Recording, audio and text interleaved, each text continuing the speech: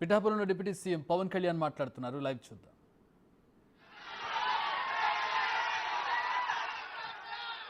నేను ఒకటే నమ్మాను,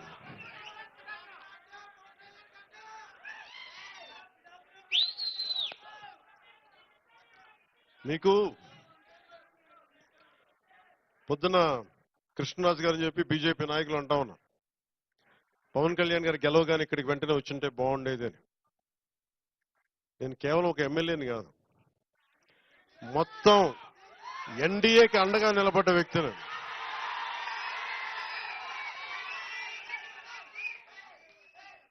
ఇప్పుడు నా కుటుంబం నన్ను అర్థం చేసుకుంటుంది, నాకు తెలిసి ఎప్పుడు రావు.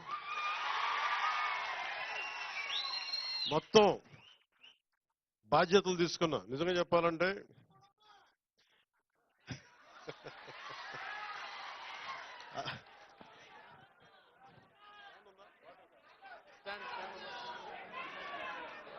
ఇవి పక్క నిమిషం, ఫ్యాన్ లేవు, ఏసీలే ఉన్నాయి, ఫ్యాన్లు తీసేసాం, పక్కన పెట్టేశాం.